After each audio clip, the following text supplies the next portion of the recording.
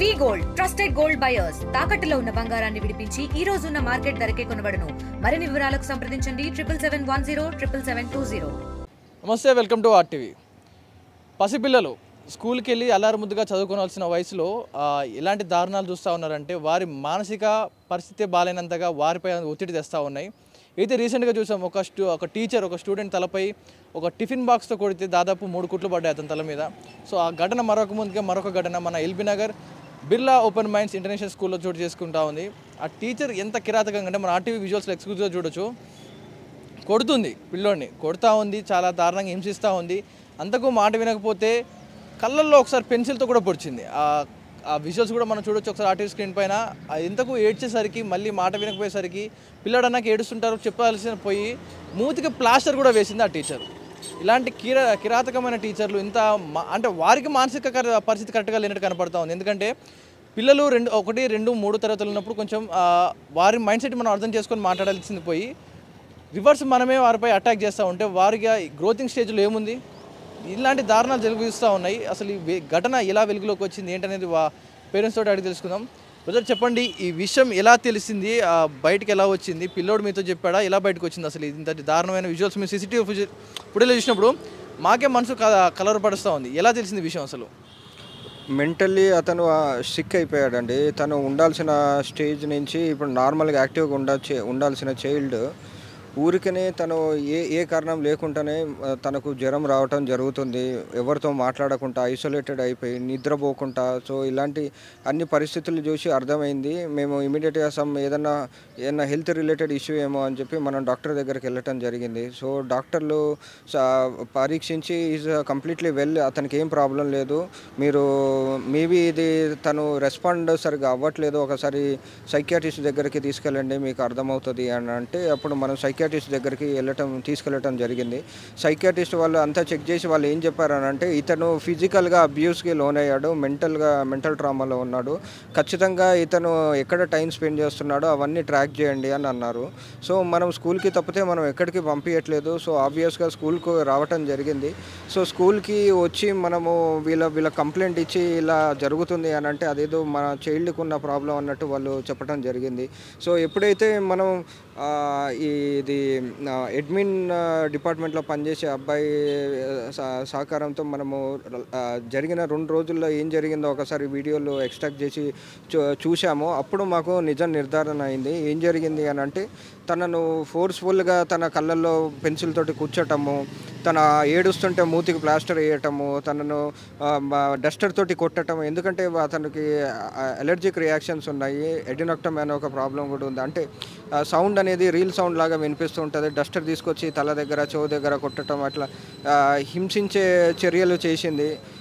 So ఎప్పుడైతే ఈ చర్యలు జరిగాయో ఇమ్మీడియట్గా మనము ఈ వీడియోస్ దొరికిన వెంటనే మనము డిస్టిక్ కలెక్టర్ గారికి, డిఈఓ గారికి, చైల్డ్ వెల్ఫేర్ కమిటీకి వీళ్ళందరికీ మనం కంప్లైంట్ చేయడం జరిగినప్పుడు చైల్డ్ వెల్ఫేర్ కమిటీ ఇక్కడ రిప్రజెంటేటివ్ని పంపించి ఎంక్వైరీ చేశారు.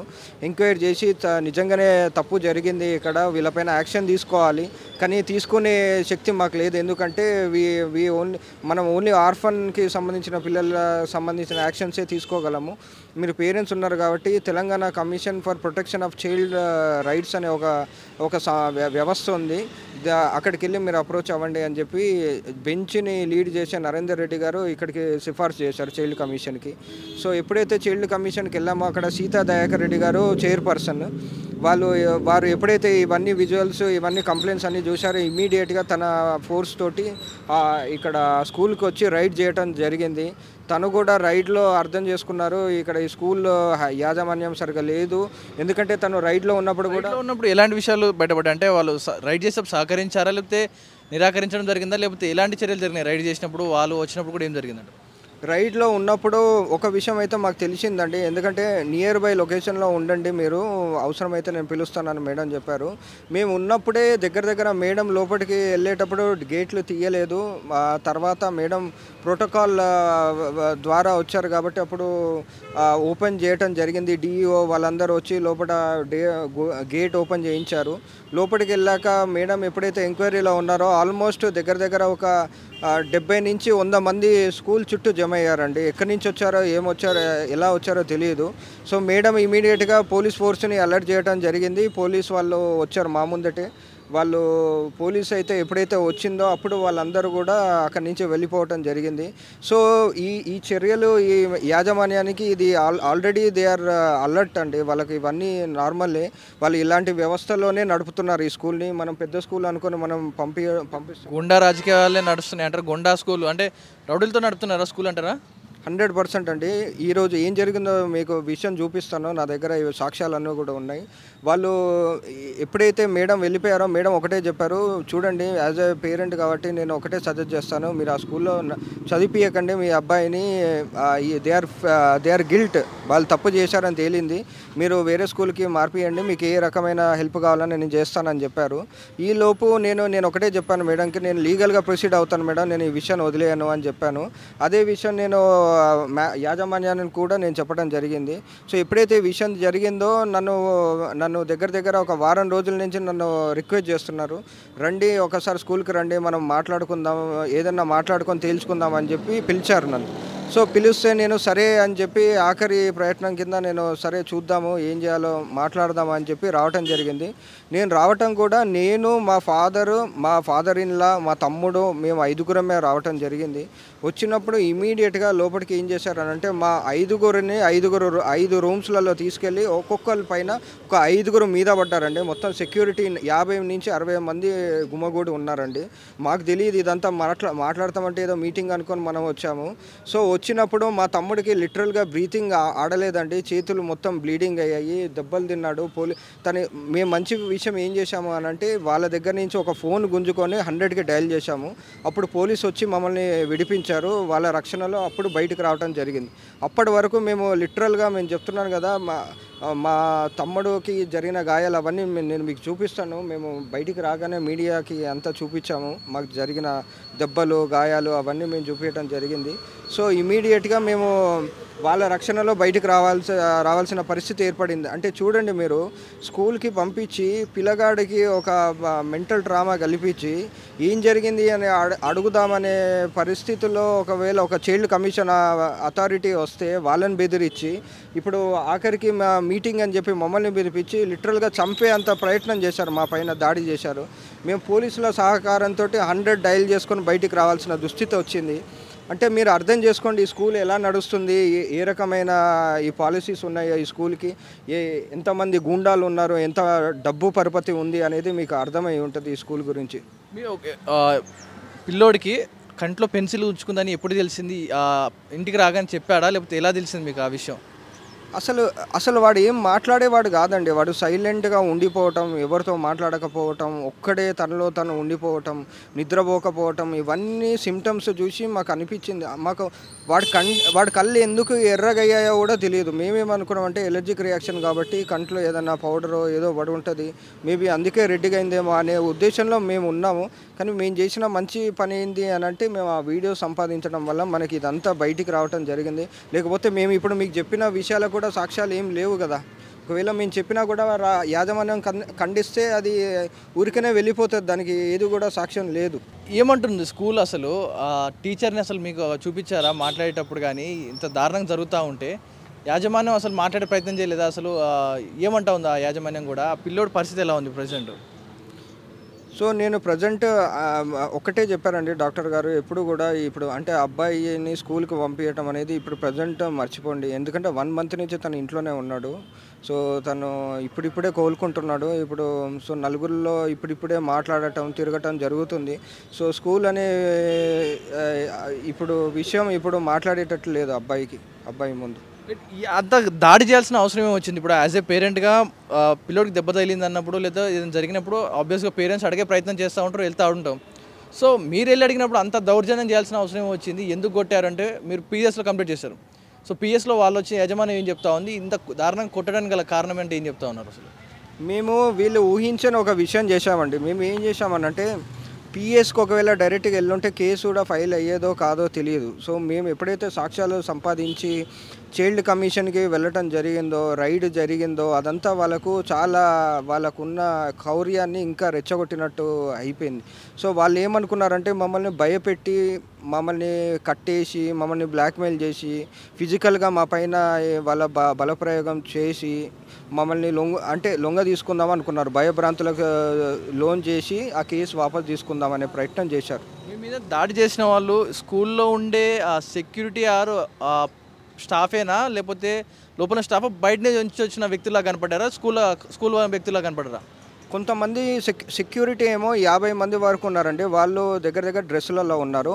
దగ్గర 7 నుంచి 8 మంది చాలా ఎత్తు పొడుగు లావుగా ఇలా ఉన్నారు. వాళ్ళు చూడటానికి అసలు స్టాఫ్లా లేరు. వాళ్ళకి యూనిఫామ్ కూడా ఏం లేవండి. సో వాళ్ళు చూస్తే అవుట్ సైడర్సా లేకపోతే ఇన్సైడర్సా మనకు తెలియదు ఎగ్జాక్ట్గా.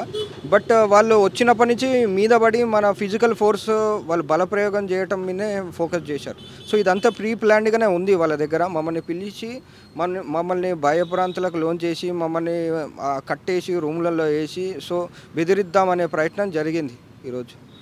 ఒకవేళ 100కి డయల్ చేయకపోయి ఉంటే తప్పించుకొని అతి కష్టం మీద తన మెడని వంచేశారండి. వంచేసి బ్రీతింగ్ ఆడని పరిస్థితిలో కూడా వాడు తెలివిగా మా తమ్ముడు ఏం చేశాడంటే 100కి డయల్ చేశాడు. బిర్లా ఓపెన్ మైన్స్ అని చెప్పాడు, మేము ఇక్కడ దాడికి లోన్ అవుతున్నాం, బిర్లా ఓపెన్ మైన్స్ కాపాడండి. సో ఇమీడియట్గా వాళ్ళు పెట్రోలింగ్ వెహికల్ వచ్చిందండి. అప్పుడు ఇదంతా వీళ్ళంతా పక్కకు జరిగారు. సో నిజంగా అంత దుర్మార్గానికి తెగబడుతున్నారంటే ఏమైనా విజువల్స్ ఉన్నాయా మనకు? లోపల వచ్చే అవకాశం ఉందా? మీ మీద దాడి చేసిన విజువల్స్ ఏమైనా వచ్చే అవకాశం ఉందా? ఎంతమంది దాడి చేశారు, ఎవరెవరి మీద దాడి చేశారు? మేము అదే అడుగుతున్నాము. ఒక్కసారి విజువల్స్ కావాలండి. ఈరోజు జరిగిన విషయం లోపల ఏం జరిగింది, మమ్మల్ని ఎలా కొట్టారు, మమ్మల్ని ఎలా బంధించారు, మా మెడలు ఎలా ఒలిచారు, ఇప్పుడు మాట్లాడలేని పరిస్థితుల్లో మేము ఎలా ఉన్నాము, మమ్మల్ని ఎలా కొట్టారు, అవన్నీ ఇప్పుడు వాళ్ళ సీసీ కెమెరాల్లో ఉండొచ్చు. కానీ నాకు తెలిసి అది కంపల్సరీ డిలీట్ చేసి ఉంటారండి. ఎందుకంటే పోలీసులు వచ్చినప్పుడు చూశారు వాళ్ళు మమ్మల్ని దాడి చేయటం, బ్లీడింగ్ అవ్వటం, మెడ మొత్తం రెడ్ కావటం, అవన్నీ మీడియా వచ్చినప్పుడు ఇమీడియట్గా నేను మా తమ్ముడికి జరిగినాయి అవన్నీ చూపించాను. నన్నేమో మొత్తం 5 నుంచి 6 కలిసి నన్ను కడుపులో గుద్దటం, తలపైన కొట్టడం ఇవన్నీ చేశారండి. దగ్గర ఒక 15 నుంచి 20 నిమిషాలు జరిగింది ఈ పని. మీకు తగిలిన గాయాలు ఒకసారి చూపించే ప్రయత్నం చేస్తారు కెమెరా. మీకు ఎక్కడికి తగిలిన దెబ్బలు అనేది? నాకు ఇక్కడ జరిగిందండి. ఇక్కడ నన్ను కడుపులో గుద్దారు.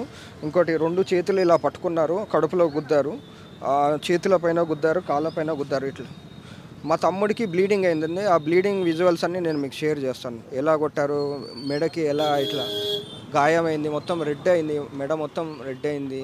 సో అవన్నీ రికార్డ్ అయ్యాయండి. మన మీడియా వాళ్ళు కూడా రికార్డ్ చేశారు. రాగానే స్కూల్ బయటికి రాగానే అవన్నీ రికార్డ్ చేశారు. సుమారు పిల్లోడికి ఎంత ఫీజు చెల్లిస్తున్నారు పర్ ఇయర్లో? చదువుతున్న స్టాండర్డ్కి మనం కట్టే ఫీజు ఎంత ఉంది ప్రెసెంట్? ఇప్పుడు ఎంత కట్టారు? నేను 1,50,000 ఏమో ఫీజు అండి.